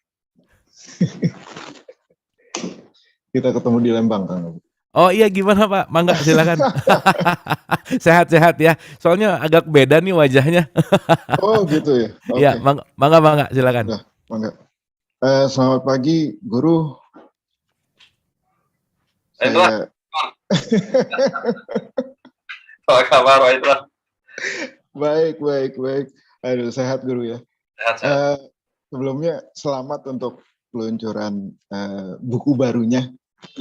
Kan dapat, semoga semakin bisa membantu kita semua lah untuk mendapat lebih banyak pencerahan gitu, Guru. Sayangnya saya masih belum dapat, di Jakarta nggak ada, Guru. Oh ya. Bukunya belum dapat. Iya. Saya belum dapat. Guru, ini yang dari tadi saya memperhatikan ada beberapa hal yang menarik untuk saya juga ingin mempertanyakan. Dari pemahaman saya selama ini, dari bertemu Guru dan dapat pelajaran juga dari Kang Abu dan yang lainnya, bahwa semuanya diperjalankan dan tidak ada yang kebetulan. Dan kalau saya bisa mengosongkan ego dan pikiran gitu, membiarkan mereka ada hanya sebagai penumpang lah kasarannya, dan saya membiarkan diri saya, jiwa saya untuk menjadi pengemudi dari kendaraan saya, itu semuanya sangat luar biasa gitu. Nah, yang saya kemarin itu adalah mendapat pemahaman bahwa keinginan saya sekarang adalah bisa mencapai kedewasaan spiritual gitu. Ya itu mungkin masih jauh dari jangkauan gitu. Tapi beberapa waktu yang selama ini kan selalu guru bicara untuk berjalan ke dalam diri, meniti ke dalam diri guru. Yang saya belum temukan sampai sekarang adalah pintu masuknya di mana guru. Untuk bisa saya masuk ke dalam diri saya lebih jauh, mengenal diri saya, mengetahui apa tugas saya, apa misi saya dilahirkan saat ini. Itu saja guru, maaf ininya. Terima kasih guru, salam hormat untuk Mbok Yan dan Panji guru. Siap, makasih banyak Pak Indra, sudah lama. Pak Indra, terima kasih. Saya sama Pak Indra akan selalu ingat ketika saya pakai alat pijatnya itu, kan capek pijat gitu, jadi saya ingat. Makasih Pak Indra. Apa pintu masuknya? Ini bagus pertanyaannya. Boleh saya nyanyi lagu Bali sedikit, Kang Abu? Ya. Tapi lagu Bali judulnya begini. Semut-semut, ini lagu anak-anak. Semut-semut api tahu ya? Kije amin mulih. Kije itu kemana, amin jalan, mulih pulang. Kije amin mulih, kemana jalan yang akan kau pilih untuk pulang? Tembok bolong. Nah, ternyata tembok bolong itulah jalan pulang. Tembok bolong, saling atat, saling pentil. Nah, jadi kadang kita mencari pintu masuk itu seperti celah kecil. Celah itu O. Nah, O itulah. Oh, ternyata saya harus bertumbuh dewasa. Nah, itu kan pintu masuk sudah ketemu. Pintu awal kesadaran. Oh, ternyata saya perlu belajar. Oh juga. Oh, ternyata saya harus mengalami ini. Oh, setiap O kecil itulah pintu-pintu masuk kita. Jadi seperti tadi, bahwa kita memiliki tubuh, pikiran, dan jiwa. Oh, ternyata ketiga-tiganya harus dikembangkan. Itu juga pintu masuk. Nah, dari pintu masuk ini kita masuk apa enggak? Melanjutkan apa enggak? Meneruskan enggak perjalanan? Ya, memang kalau tidak diteruskan, kita hanya berada di depan pintu masuk saja. Oh, tetapi kita hanya O saja. Nah, jadi sedikit O itu, misalnya nih, kapan kita akan sampai ke sebuah rumah sakit? Kalau kita menyadari diri kita sakit, oh ternyata saya sakit, baru pergi. Kita mau belanja, oh ternyata saya punya uang, belanja. Oh ternyata saya ada PR, kerjakan. Nah, O kecil inilah kesadaran-kesadaran apa? Kesadaran-kesadaran pembuka kita yang menyebabkan kita ini. Oh, ternyata saya sudah mulai berumur. Oh, ternyata saya harus beranjak dewasa. Nah, ketika kita mengatakan saya harus beranjak dewasa, maka kita harus ingat 3 hal dalam diri kita. Reptilian brain yang paling bawah, mammalia brain, human brain. Ketika reptilian brain, kita menjadi seperti hewani yang diburu atau memburu. Sehingga antara diburu dan memburu, kemudian kita akan dikendalikan oleh ego yang fight or flight. Tapi ketika kita diberikan pengetahuan, barulah kita menjadi manusia. Tadinya hewan, baru hewan. Sifat-sifat hewani ego tadi. Diberikan pengetahuan, baru kita berpikir. Berpikir itu menyebabkan kita menjadi manusia, artinya manasya, makhluk yang manas berpikir. Setelah tercerahkan oleh cahaya pengetahuan, baru menjadi div. Div itu apa? Cahaya. Dewa-dewa. Div dewa, barulah kita menjadi dewasa. Kalau enggak, kita menjadi butasa atau tubuh materi saja yang butuh makan, minum, reproduksi, yang kemudian menjadi reaksi fight and ego seperti hewan-hewan. Diberikan pengetahuan, baru menjadi manusia. Tercerahkan oleh ilmu pengetahuan, baru menjadi dewasa. Nah, untuk menjadi dewasa inilah kita harus mulai lagi pelajaran-pelajarannya. Oh, kita butuh, kok saya nggak, ini saya nggak tahu, belajar. Oh, ini saya, nah, kan kebanyakan kita tidak tahu diri kita tidak tahu. Kalau kita sudah tahu diri kita tidak tahu, ternyata saya tidak tahu, baru belajar. Tapi kalau kita nggak bahwa diri kita tidak tahu, kita nggak akan belajar. Kalau kita tidak belajar, kita tidak tercerahkan. Oleh siapa? Oleh cahaya pengetahuan yang datang dari hati nurani kita atau datang dari hati nurani yang memancarkan pengetahuan dari orang lain. Kan hati nurani itu sama. Entah hati nurani kita, hati nurani orang lain. Bisa saja kalau kita lagi gelap, cahayanya datang dari luar. Tapi kalau kita lihat itu di luar, itu kita salah. Ya. Mungkin cahaya hati nurani di semesta kecil kita sedang gelap, tapi di semesta besar di luar diri kita kan, ini kan cuma ada dua. Semesta kecil diri kita, semesta besar di luar diri kita. Mungkin di luar diri kita datang dari orang lain, datang dari sesuatu yang lain. Itu di luar diri kita, tapi itu adalah diri kita yang besar. Ini diri kita yang kecil. Nah, jadi kita bisa mendapatkan cahaya pengetahuan dari hati nurani kita di dalam, atau dari hati nurani kita yang ada di luar, pada diri orang lain, pada Kang Abu, pada guru-guru, atau pada sahabat-sahabat kita yang mungkin sesekali memancarkan cahaya seketika. Kan tidak selalu langit itu terang benderang ketika malam. Sesekali tiba-tiba ada kilatan. Ya, kadang-kadang kilatan itu mengeluarkan suara-suara yang membentak, menggelegar.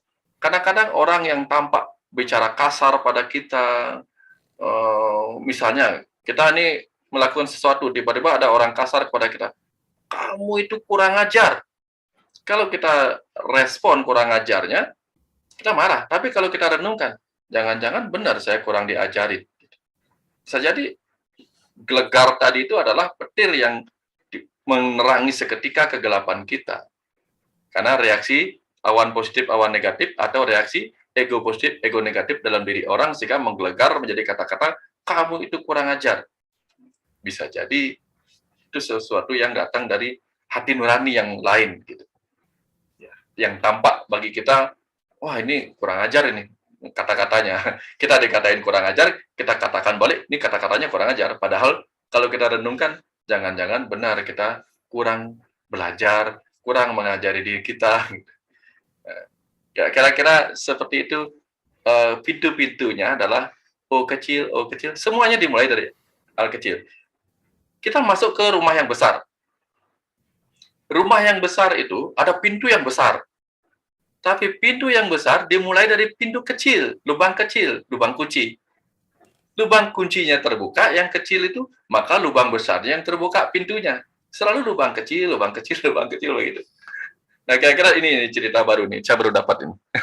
Baru muncul lagi nih, bahwa O kecil itu selalu bisa menjadi penyebab OO besar itu. Ya. Lubang kecil, lubang besar, lubang membesar. Seperti lagu anak-anak kita lah dulu. Kita mulai dari ini. Lingkaran kecil, lingkaran besar. Diberi lengkung. Nanti kita tersenyum seperti lengkung gitu. Ya kira seperti itu lagunya. Ini lagu, saya baru ingat ini lagu ini bagus sekali. Beruang yang tersenyum. Kenapa kita beruang itu tersenyum? Ya karena sudah beruang ya tersenyum. Kalau belum beruang ya nggak bisa tersenyum. Kira-kira seperti itu. Terima kasih banyak Pak Wayan, itu ngasih insight ke kita bahwa jangan meremehkan hal-hal kecil gitu ya Pak Wayan, karena pintu yang besar pun dibuka dari lubang yang kecil. Dan emang topik kita hari ini kayaknya memang si O ini gitu ya, yang benar-benar banyak OO yang mungkin kita nggak sadar. Dan tadi pertanyaan Pak Indra bagus banget, bahwa pintu masuknya di mana ya. Hal-hal sederhana gitu mungkin yang kita nggak terlalu fokus dan nggak terlalu memberikan perhatian, yang justru pintu-pintu kecilnya udah banyak banget tapi kita take it for granted gitu. Kadang-kadang kelewat begitu saja. Makasih Pak Wayan, keren banget, terima kasih. Dan ini ada pertanyaan satu mungkin terakhir. Izin bertanya, apa untuk mencapai kosong itu perlu waktu yang bertahun-tahun? Sebagai contoh hidup yang berliku dan menyakitkan baru disadari setelah 54 tahun. Terima kasih, ini dari teman kita di YouTube, nickname-nya Pensi Astuti. Silakan Pak Wayan. Itu semua tergantung kepada ininya kita sih. Apakah perut kosong itu perlu waktu berjam-jam? Ada orang yang perlu waktu berjam-jam untuk membuat perutnya kosong agar bisa makan lagi. Tapi ada orang yang cepat sekali laparnya, cepat sekali kosongnya. Nah, itu tergantung kepada kita. Apakah kita menggunakan banyak energi kita untuk bekerja, maka kita akan banyak menemukan kekosongan dalam hidup kita, perut kita. Kalau kita habis makan, istirahat banyak, tidak ngapa-ngapain, kosongnya lama. Gitu. Nah, poinnya lama. Nah, hal yang sama terjadi dalam perjalanan hidup ini. Kalau kita misalnya banyak kerja keras untuk menggali, kita lebih cepat mendapatkan O.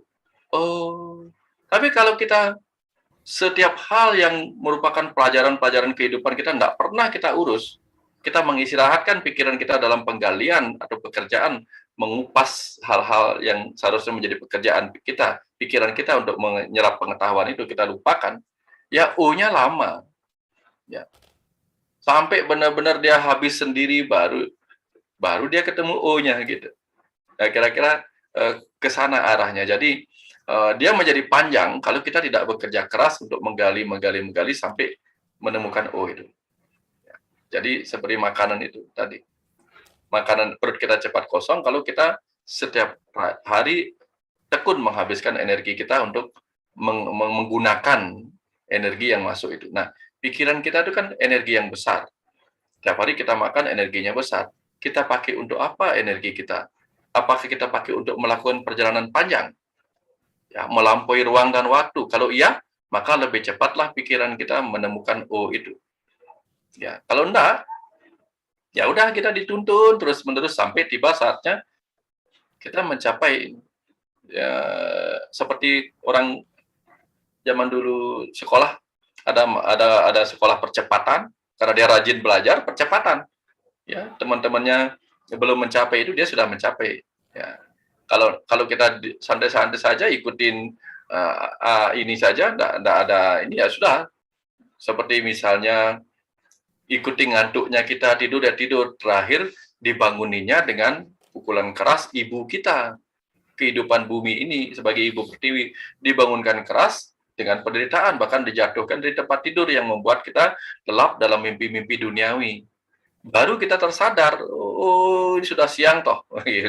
Tapi kalau kita peka, bahkan gordennya belum dibuka, kita sudah peka merasakan matahari sudah terbit. Segera kita terbangun, mencari pencerahan itu. Jadi O-nya lebih cepat. Oh sudah pagi. Tapi kalau enggak, ya menggeliat-geliat sedikit, mimpi buruk menggeliat sedikit, mimpi indah terpekur lama gitu. Akhirnya kita sampai dibangunin keras-keras oleh ibu pertiwi atau kehidupan ini.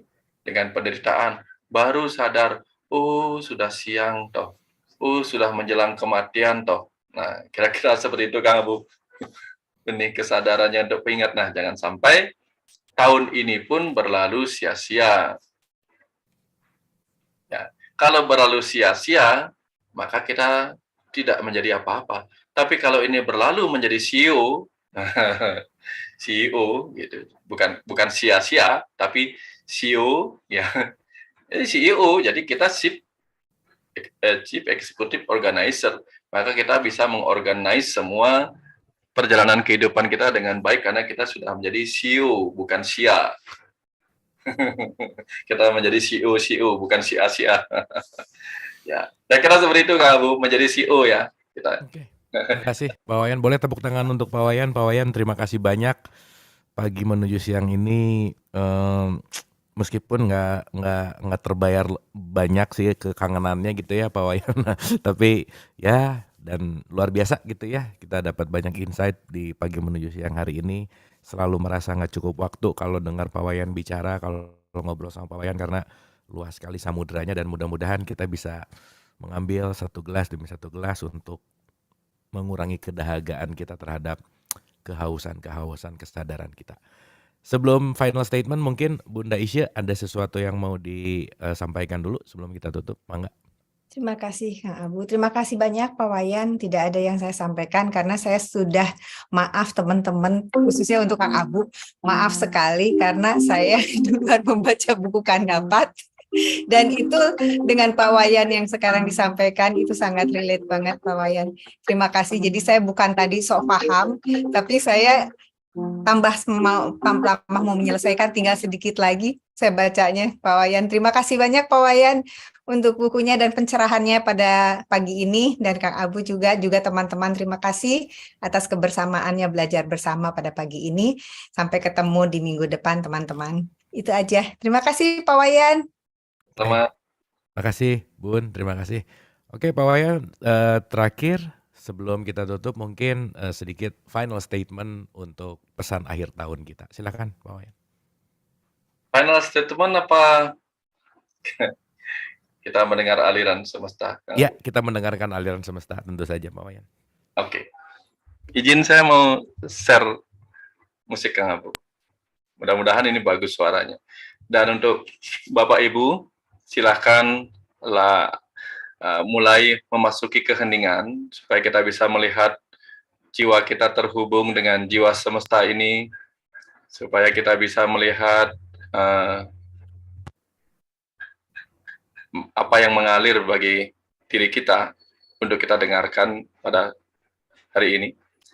Kang Abu sekalian tanya apakah soundnya terdengar sekarang? Belum Pak Wayan. Sekarang? Ya. Kedengaran cukup? Ya. Silakan Bapak Ibu masuki keheningan supaya kita merasakan pesan-pesan semesta bagi jiwa kita yang jauh di dalam diri dan juga di luar diri kita.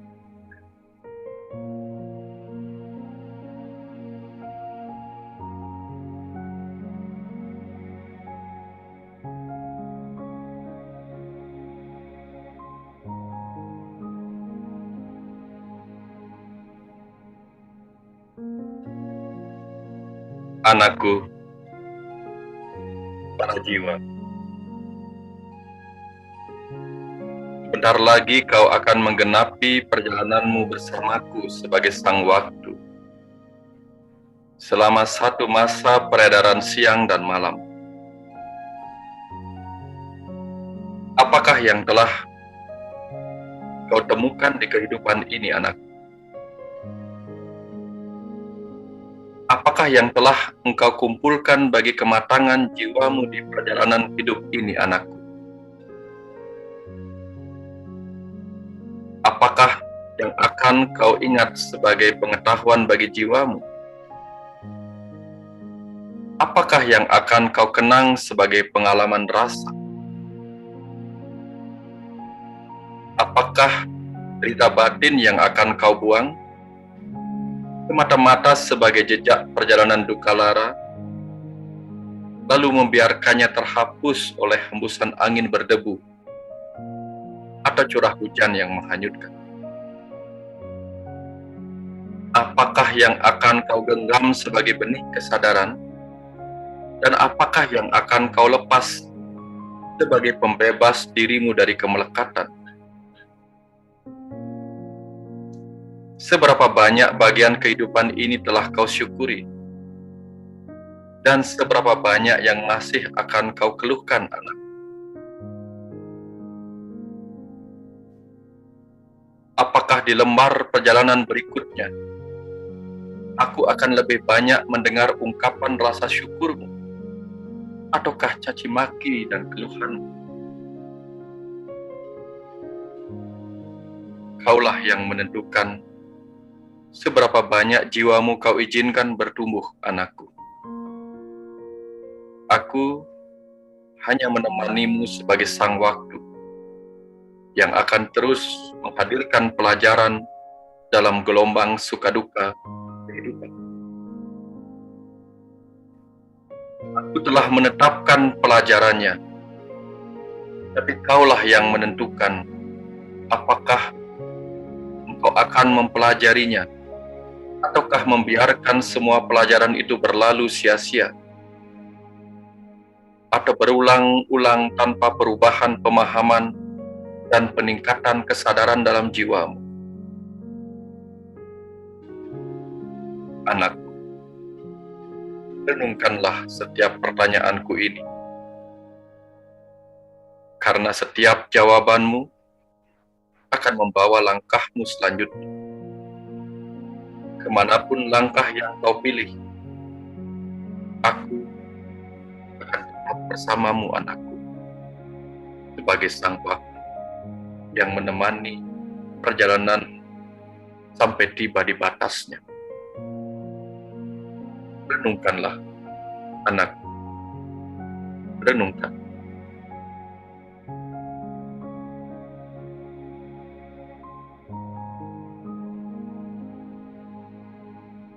Terima kasih, Bapak Ibu.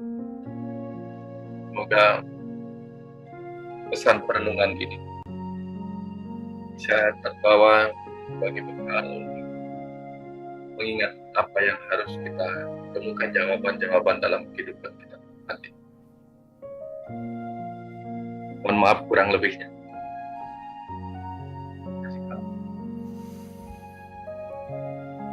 Terima kasih Pak Wayan, terima kasih. Dan akhir dari pesan semesta yang indah tadi juga mengakhiri acara kita pagi menuju siang hari ini. Senantiasa kita mendapatkan banyak berkah gitu, banyak hikmah tentu saja dan kesadaran. Wabil khusus di akhir tahun ini 2022 memang hanya angka yang berubah gitu, tetapi tidak sekedar hanya angka, tapi tadi indah sekali ketika kita selalu ditemani sang waktu. Dan sang waktu itu yang selalu setia untuk menemani kita dalam pertumbuhan ini. Jadi mudah-mudahan pembelajaran kita, kajian ini juga menjadi teman yang setia untuk kita sama-sama terus bertumbuh. Sekali lagi boleh tepuk tangan untuk Pak Wayan. Kita doakan guru kita selalu senantiasa sehat Pak Wayan, dan tidak tidak bosan, tidak berkurang energinya untuk terus menyampaikan pesan-pesan semesta untuk anak-anak semesta ini yang senantiasa saya rasa kita semua sangat memerlukan kehadiran sosok guru seperti Pak Wayan Mustika ini. Terima kasih sekali lagi Ibu dan Bapak atas kebersamaannya juga, terima kasih, semoga bermanfaat. Kita ketemu lagi insya Allah minggu depan. Mohon maaf lahir dan batin. Wabillahi taufiq wal hidayah. Assalamualaikum warahmatullahi wabarakatuh. Terima kasih.